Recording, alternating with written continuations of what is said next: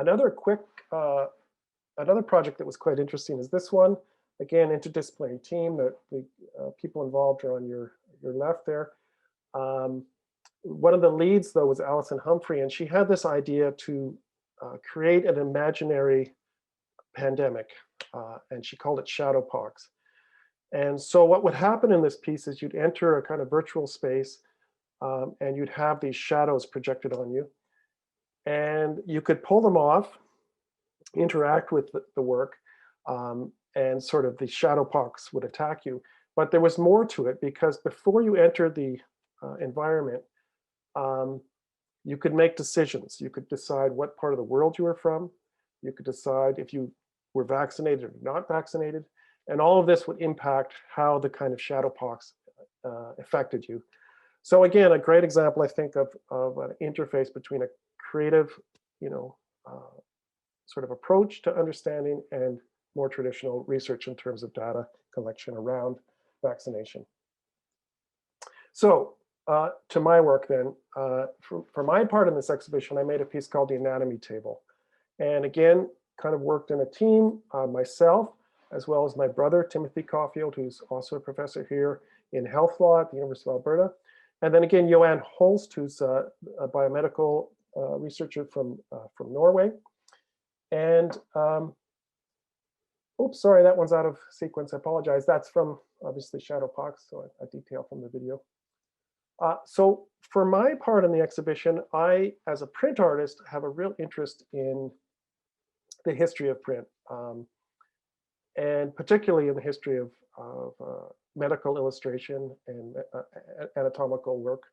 And so I turned, as I started to explore this project, to, of course, the famous work by Vesalius from the 16th century, his anatomical work on the fabric of the human body. And I particularly focused on this piece. I find the vascular system interesting, and given that we were looking at vaccines, this seemed like an interesting work to explore. So I turned to Vesalius, and I worked with this, and I actually appropriated it pretty directly. I just scanned parts of the image, and I began to kind of work with them digitally. And then over top, I began to make sort of my own drawings. And in making my own drawings, I was trying to make reference to anatomical work, to the body,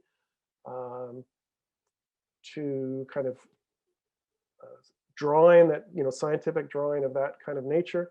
But at the same time, that the drawing was quite absurd and whimsical. And clearly, I mean, it references sort of the body, but couldn't really be the body. And then I paired it with the more kind of empirical, actual images of Vesalius. So here's another example. So in this work, the images are silk screens, and I've combined a layer of screen print on drafting film, and underneath is the inkjet on paper. And so they're actually kind of loose, and I wanted to do that to make reference to older anatomical texts that you could kind of peel apart. I eventually made a full kind of body, so life-size. And so again, you can see the Vesalius image in the background, and then my drawing on top. And once again, this is layered not just through print, but actually physical layers of transparent paper. And I guess ultimately, one of the things I was thinking about is this tension between how we kind of know our bodies. So on the one hand, we can understand our bodies through empirical science, through kind of the lens of science, but there's other ways that we know ourselves and our bodies. And of course, illness is maybe one example where you can understand illness from a scientific perspective, what causes the illness, etc. But that's a very different thing than lived experience.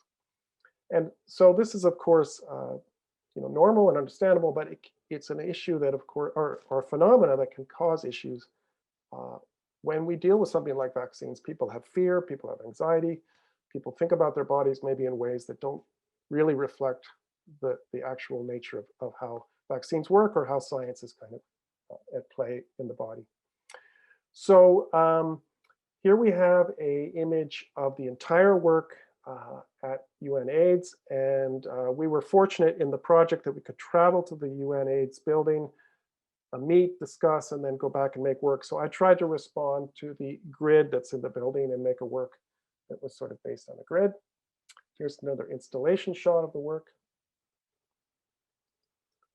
Some details. So again, these are all silkscreen and inkjet. And just to note that the exhibition traveled to a couple of places. I already mentioned UNAIDS. It also showed in Norway and Trondheim. And we're fortunate, it will be traveling to Canada. And it will be opening at McMaster University in the fall. So if anyone's with us tonight that it's in Hamilton, please try to catch that. The work is also up right now at the Spencer Art Museum in Kansas. So we're fortunate that it's sort of traveled around a bit. Oh, I should note one other quick thing is if you go to the website, there's also a lot of outputs that are written outputs around the project. The other participants reflected on the process of collaboration and on questions around vaccines. So you can learn more and sort of read some of the journal outputs if you go to the website. The last thing I wanted to say about this project was just to note where one of the exhibitions happened. So here again, we have an opening at UNAIDS. Now, of course, museums are so important in our society, museums and galleries, and so grateful again to have this exhibition at the Vernon Art Gallery. But I do think it's interesting at times to reach out to other spaces. And this exhibition opened during a World Health Organization summit, global summit. So there was public policy, pretty high level public policy people right kind of in that community at that time. So kind of an interesting opportunity. It came with its challenges too, but again, it's sort of interesting as an artist to reach out to other spaces at times. So we come now to the work in the Vernon space, and I sort of was so interested in that Thessalius, and I wanted to spend more time with that anatomical imagery. And then at the same time, we had this, really challenging, unexpected pandemic hit us. And so I just started a series of intaglio works. And I think in some ways, when the pandemic hit, it was obviously a strange and anxious time for everyone. Oops. But it was also, I guess, an introspective time for many of us, I think, certainly for me. And so I guess I wanted to build on some of the same ideas that I had been working on, but to use intaglio in maybe a slightly more introspective way. They're kind of smaller prints, they're quieter. I'll just go through a few. And of course, intaglio as opposed to silkscreen is a little bit more, it's not as graphic, and there's kind of more chiaroscuro and tone. So I think on that level, they have a different quality as well. Here's some of the actual prints that are in the gallery.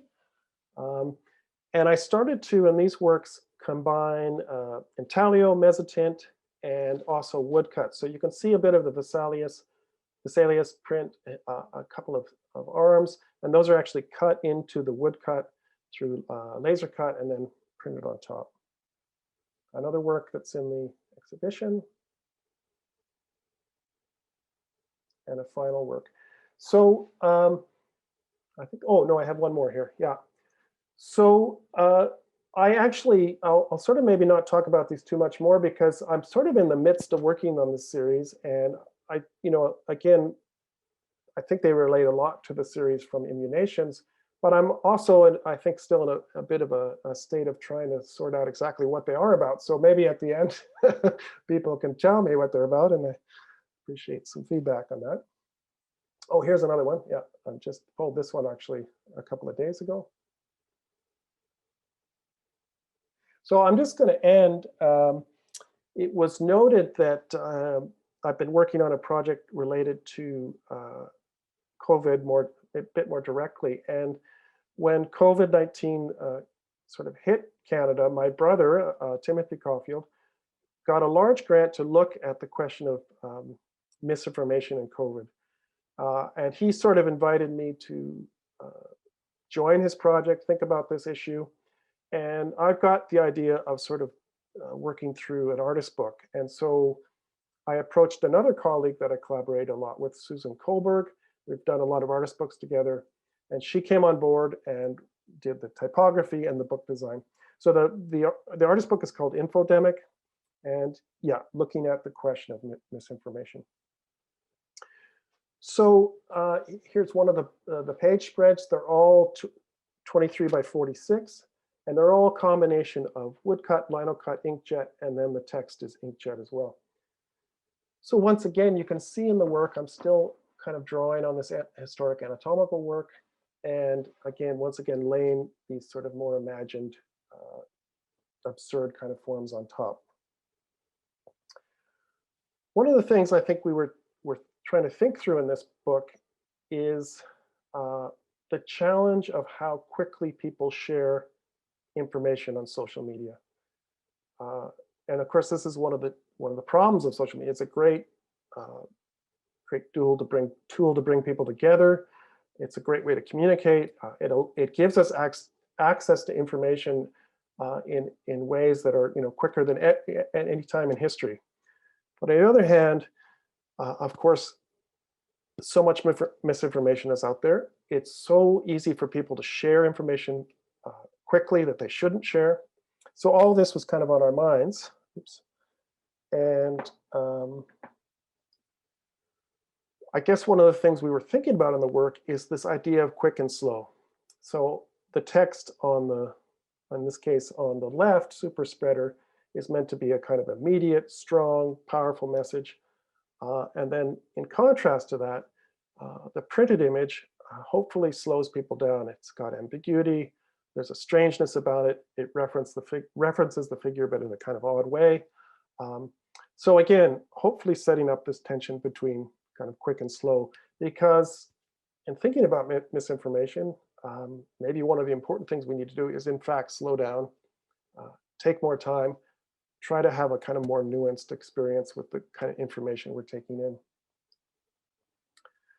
Another thing about this book that I want to note is I think Sue did a wonderful job and interesting decision to break up the text and these two colors, because of course the text you read quickly and immediately, but it's also slowed down by this kind of breaking up of color, which again relates to the topic, I think, in interesting ways and talks about the complexity of language. I'll just kind of go through a few more pages here. I suppose another thing that I hope the work is about is just exploring this idea of anxiety, that the kind of tension, uncertainty we all felt as this pandemic has unfolded, how we thought about our bodies, how we thought about ourselves every day when we woke up.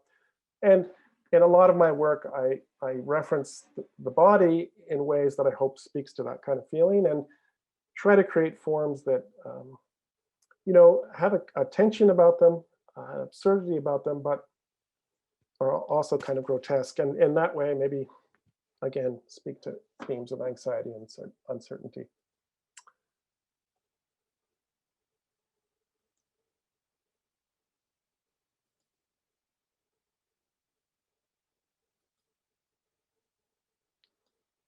So the last thing, I think I'm coming in on 20 minutes. Yep. The last thing I wanted to just mention is, in addition to those projects, I've also been working with the Royal Society of Canada on a website that explores the theme of COVID-19 more broadly, and brings together artists that explored COVID-19 either as a theme or explored the ways that COVID-19 might have shifted the way they've had to make work. So for example, what does a musician do when they can't kind of play together in the same space anymore?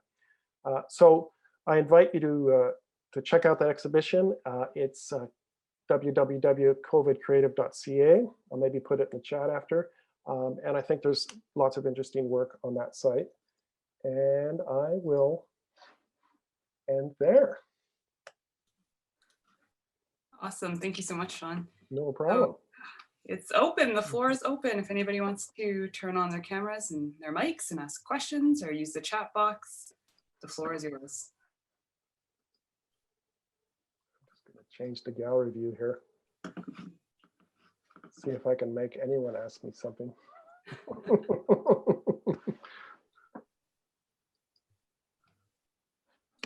See some faces.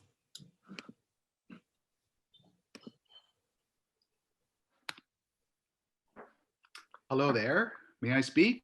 Yes, of course. You can hear me. That's good. That's good. Hi, my name is Juliandix. I'm currently a student with Briar Craig, which I am eternally grateful for.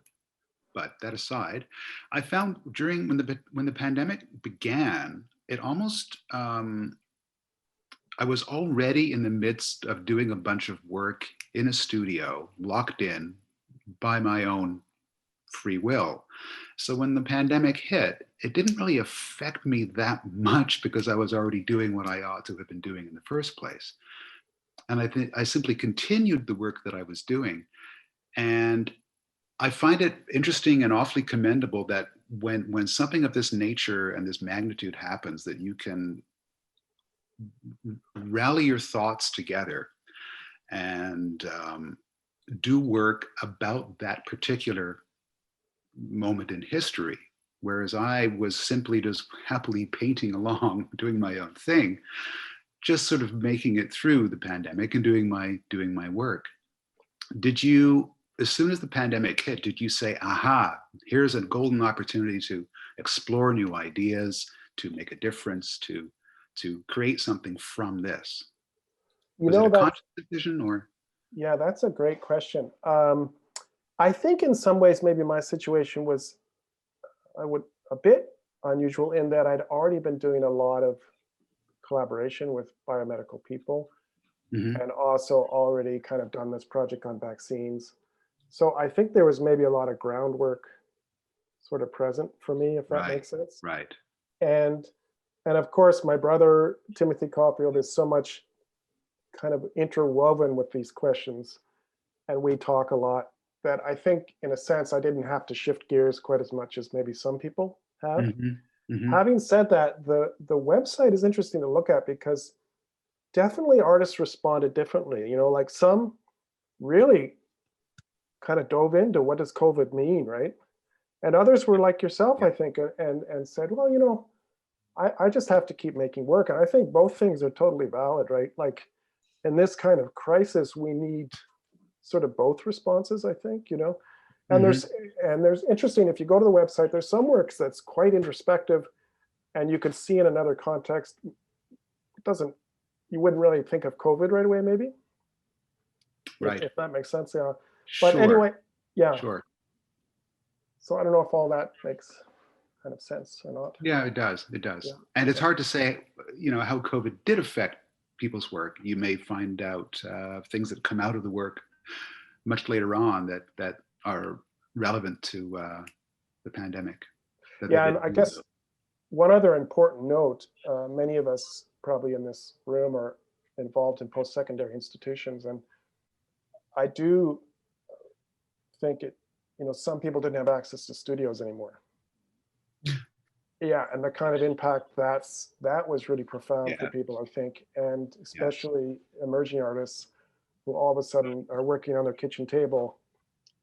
You know, it's a real challenge, right? And they rose to the occasion for sure, I think, many of them, but so that's another factor in all this, right? Yeah, of course. Yeah. Okay, thank you. Yeah, and no problem. your work is tremendous, by the way. Oh, thank you. It's both hilarious and very serious at the same time. Thank you. Thank you. Yeah. And any other? Oh, looks like a question. Looks like Anne has her hand up, and then we also have a question in the chat. So. Okay, great. Yes, thank you. Sorry, I would like to have meaningful eye contact, but apparently that's like not to happen. So thank you so much, Sean, for your thoughtful and inspiring work. But, you know, as I was looking through it, start my video. Great. I get to have eye contact with you. Yay. Actually, I can see the lower part of people's faces now, and I'm like super stoked about Great. that. Anyway, so I'm looking through your work and saw a lot of funnel shapes and sort of bilateral like kidneys or ovaries and the funnel shape just seemed to speak to me of female anatomy. And did that, were you cognizant of that, or is that just how I'm seeing it, or was that a statement, like a subtext? Can you comment on that, please? Is that what you see there? Yes, that's vaginas everywhere. Yep. The work is rife with vaginas. Because a lot of people say they see something else. No, I mean, it's a fair question. And I guess for me, like initially, I sort of go to that shape because I think of a vessel and the kind of as a metaphor for the body. I think that's one thing. I think another thing is I do try to, as was mentioned earlier, maybe generate a feeling that there's a kind of absurd, anxious quality of the work. And I think work that, has, is that sexual or not sexual, can generate that sense for people, if that makes sense. I think also I'm interested in ideas around transformation and change. When something isn't fixed, right? And again, getting back to ideas about how do we think about our bodies, not being something that's stuck, right? It's in a state of flux.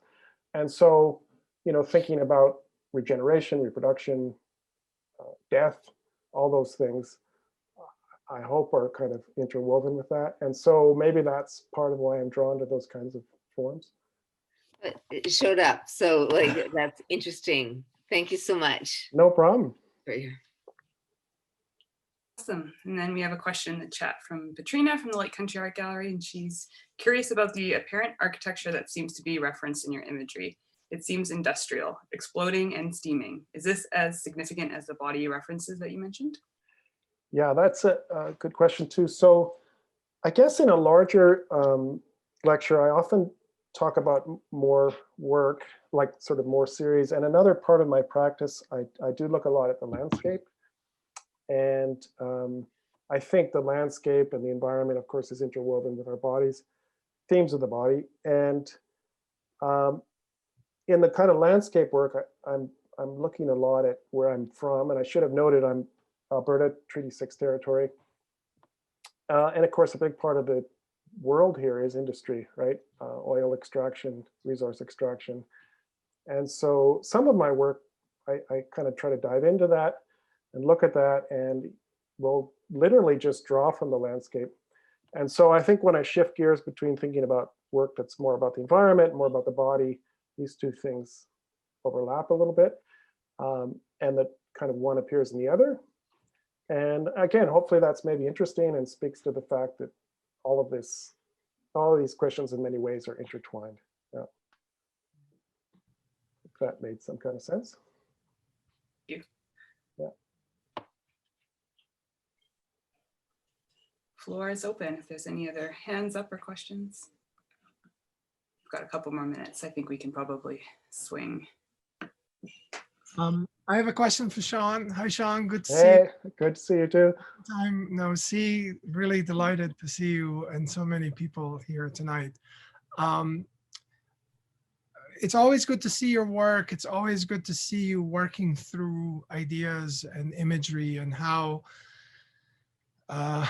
wonderful it is that images are as remarkable as they are, and I make them myself. They are inherently disconnected from the way how mind operates. And I think that's the power of images. And so in case of your work, I've always admired that kind of wonderful connection that is there, but also the power of disconnection, where the image shapes the conversations regardless of its origin, and how you have sustained that over the course of so many years.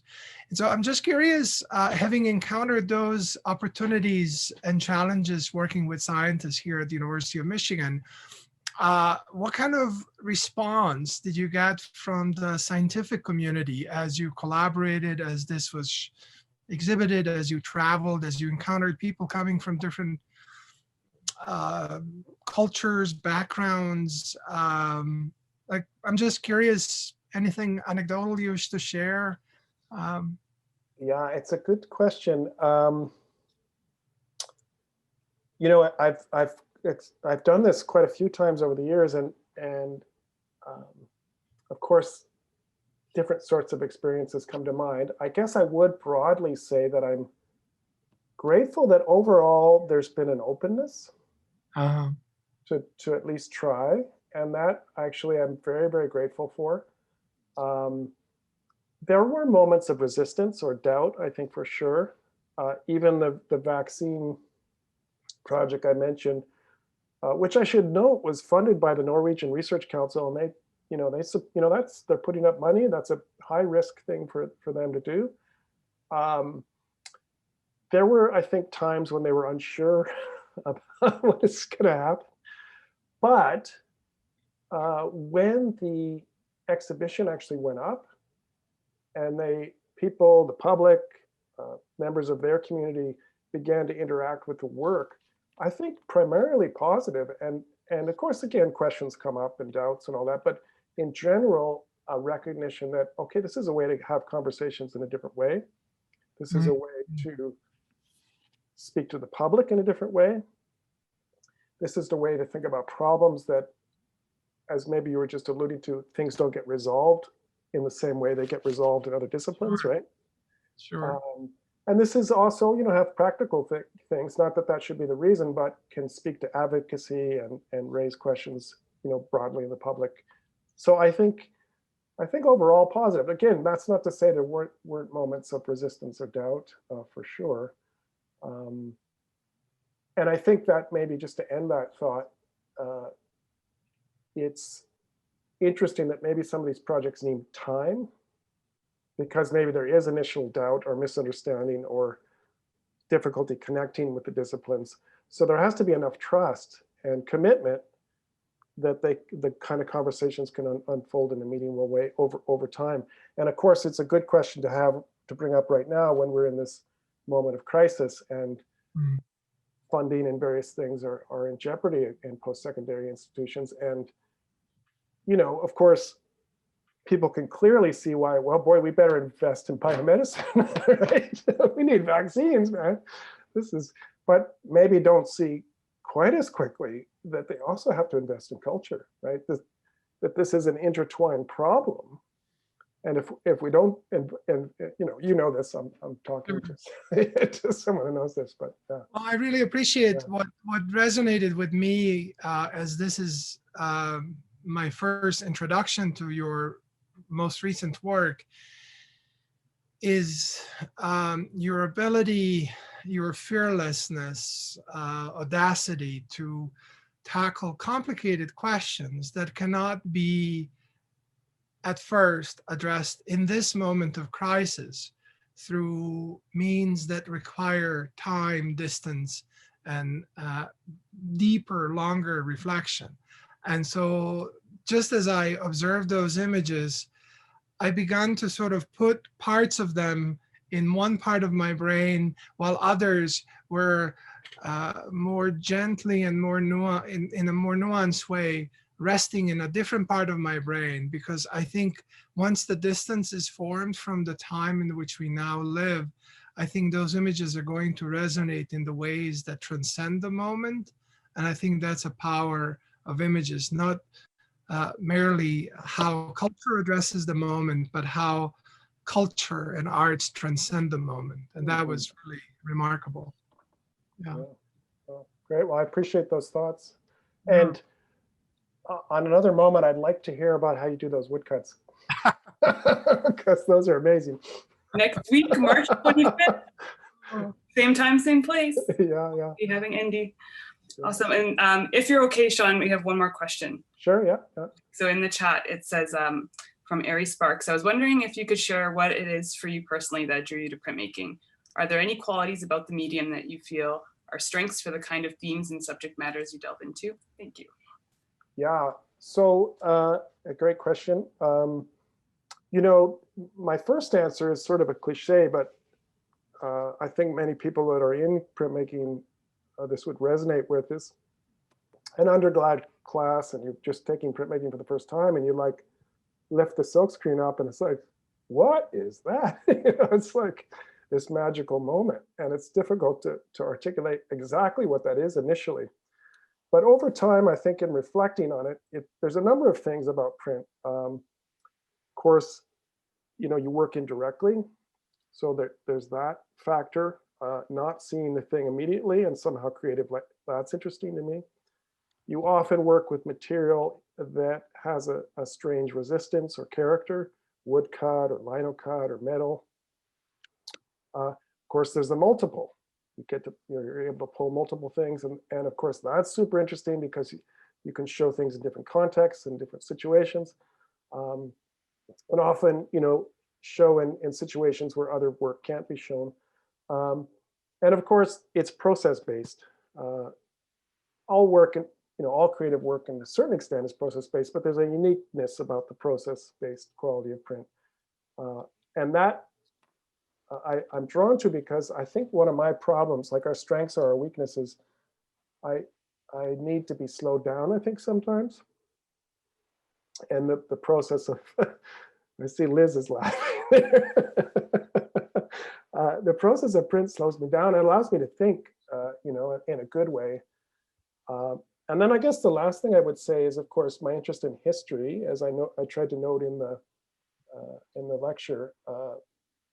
Art history, history in general, and so much of interesting history is captured in print. You know, the kind of medical imagery I was showing from Vesalius. So I think I'm naturally drawn to a lot of the graphic quality of that work, and like to revisit in my own practice. So I hope that made some kind of sense. And you have another question, so depending on how long, like, I'm respectful of your time. No problem. Yeah. Awesome. So we have one from Nina Westway. It says, there is a Gothic quality to your art. How do you feel about the body, your body? Is there a more universal feeling about the body? I don't quite know how to answer that. Is Nina, how do you mean Gothic quality? Is Nina there to? See if I can find her.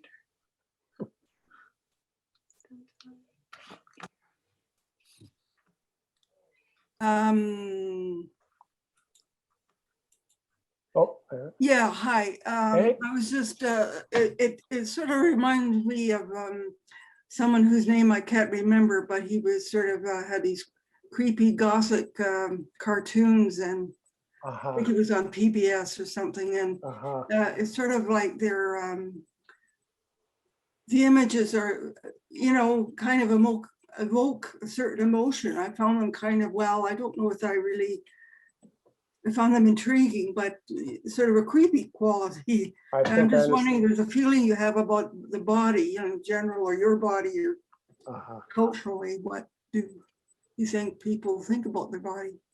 I see what you're asking. So I guess to try to answer that, I think in a lot of my work, I try to make the pieces have a kind of emotional quality where you kind of maybe fluctuate a little bit between feeling uncomfortable, and maybe I alluded to this a little bit in the talk. And when you're saying Gothic, maybe that's part of what you're alluding to, that the bodies maybe feel uneasy, uncomfortable, but at the same time have a whimsical, absurd quality. So maybe as a viewer, you're kind of fluctuate a little bit between how you're supposed to read this. And again, maybe the point there is to underscore this idea of change and uncertainty and that sort of thing. There's a graphic artist by the name of Charles Burns. You know his work? contemporary, maybe.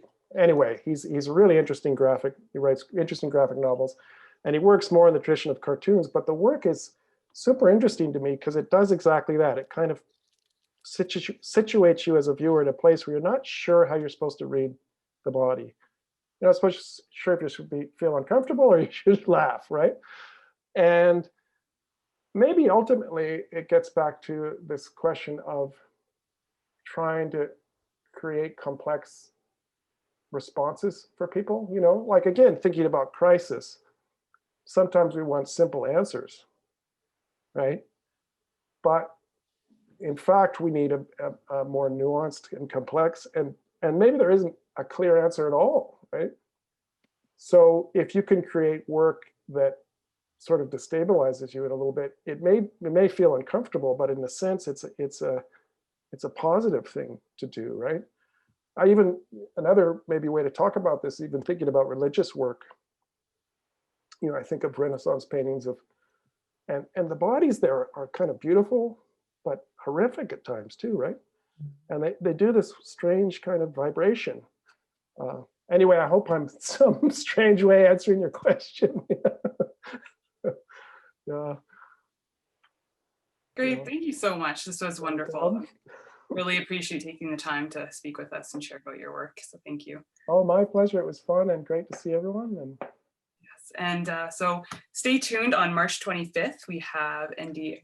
Sorry, I don't want to ruin your name, Poskovic, speaking and sharing a bit about his work. So again, 7 p.m. PST, you can find the Zoom link on our website, and we will have this artist talk uploaded on our YouTube channel in the coming days here. So without further ado, thank you, everybody. thanks, everyone. Good to see everyone. Nice to see you all. Thank you. Bye, Sean. Yeah, great to see you. Great to see you all. Sean. Hi, Sean. Bye-bye. See you tomorrow. I know I feel bad ending it right away. I feel like this is such a We're great also like. Bye. Bye, Liz. Hi. Oh, and Aaron.